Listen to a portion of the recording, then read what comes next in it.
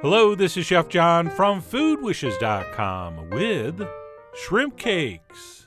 That's right, I'm going to show you one of my favorite all-time Asian seafood appetizers. And unlike the version found at most restaurants, this is going to contain virtually no filler. Not that I have anything against filler. I mean, heck, most of my blog posts contain 70 to 80% filler. But when it comes to shrimp cakes, the more shrimp, the better. And because we're not stretching our seafood with things like breadcrumbs, not only do I think the flavor is going to be better, but the texture as well. So let's go ahead and get started, and I think you're going to be surprised how really easy this is. As long as you have one of these, a food processor. But if you don't, I will explain on the blog post how to do this without one. That will be in the 30% that's not filler. But anyway, the first and pretty much only step to this process is to add all our ingredients to this bowl, but before you do, make sure you put the blade in. Otherwise, it's really hard to place in there. So we will pop in that blade and add our ingredients, which start with some raw, peeled, deveined shrimp. And by raw, I mean definitely not cooked. Alright, these little pink shrimp sort of look cooked, but they are not. This recipe will not work with cooked shrimp. And above and beyond making sure they're raw, we also definitely want them peeled and deveined. And ideally, these are wild shrimp, not farmed. So if you're buying a giant bag of these at the same store you get your tires at, and they seem suspiciously cheap, be careful. And then besides the shrimp, we're also going to need some finely minced garlic, as well as a whole bunch of freshly chopped cilantro. And believe it or not, you can chop up the stems and the leaves for this. We will also toss in a little bit of brown sugar, which technically is supposed to be palm sugar, but I assumed you didn't have that. No offense. And then to balance that sweet, we're going to add some heat in two forms. So we will add some sambal, which as you may know is nothing more than a ground chili sauce. And then we'll add just a little more kick with a few shakes of cayenne, mostly for good luck. So we have our sweet and our heat, but of course we're also going to need a little bit of saltiness. So we'll do that with some kosher salt, as well as a little touch of fish sauce, which as the expression goes, smells like hell, tastes like heaven. So I really hope you've picked up a bottle of that by now. And then we'll go ahead and finish up with a little bit of turmeric, which I'm adding for a little bit of color and flavor, but also for its extraordinary health benefits. That stuff is good for everything, including libido and baldness, which are sometimes related. But anyway, that is it for our shrimp cake ingredients. And then once all that's set, all we need to do to this is process it into a paste. And generally the best strategy for a mixture like this is to do it by pulsing on and off. Okay, it's generally going to process more evenly like this than if you just turned it on and left it. And then what we want to do when it starts to come together like this is stop and scrape down the sides. So we'll stop, we'll take off the top and take a spatula and make sure there's no rogue chunks stuck to the sides. So we will give that a little mix and then we'll pop the top back on and continue processing until we have a fairly smooth paste. Okay, but not too smooth. And what I'd look for is this. When that mixture kind of clumps up and starts moving around the bowl in one mass, that usually tells me it's just about perfect.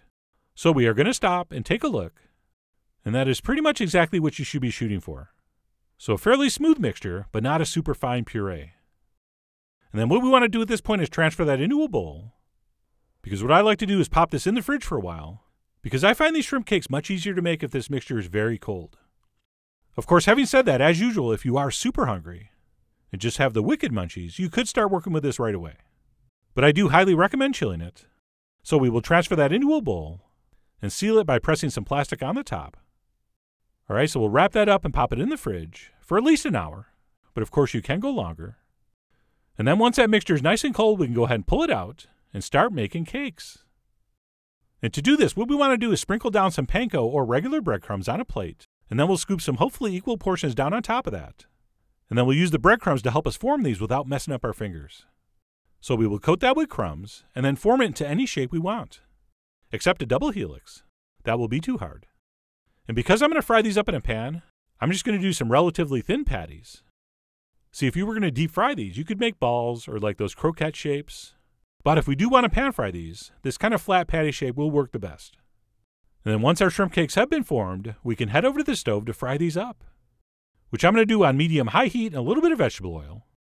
And these are only going to take a couple minutes per side. So we'll transfer those into the pan and wait a couple minutes. And even without peeking, we can kind of see how those are getting brown around the outside, around the, edge. So after about 2 minutes, when we start seeing that, we'll go ahead and flip these over. And the best, safest way to do this is with 2 spatulas. See, I'm using the significantly less intelligent method of 1 spatula, 1 bare finger, which is really not that smart. But hey, I'm paid for my good looks, not my brains. But anyway, we'll flip those over and give that other side a couple minutes. And by the way, do not make the rookie mistake of overcooking these trying to get them all brown and crispy. Okay, because we used all shrimp, there's a lot of moisture in these. And if we cook them too long, that's going to start to leak out. So we're only going to cook them till they're golden brown and kind of spring back to the touch. So right here, mine were looking perfect, so I went ahead and pulled them out of the pan and let them drain on a paper towel for a few seconds. And good news, we don't have to let these rest. So as soon as we've blotted off a little bit of that excess oil, we can transfer those onto some kind of culturally appropriate plate. And as you can see, I'll be serving mine next to a little cucumber salad, as well as a sweet and spicy Thai-style chili sauce. And then we should probably garnish with a little bit of cilantro, thereby warning the people that can't eat cilantro that there's cilantro in this. And that's it. The official Chef John version of shrimp cakes is done. And while I went with kind of a classic chili sauce here, this will work with any number of dipping sauces. So that's up to you. You guys are the big daddies of these prawn patties. But having said that, I do plan on showing you how to make that chili sauce sometime soon. But anyway, let me go ahead and grab a fork to go in for the official taste. Oh, and quick pro tip here.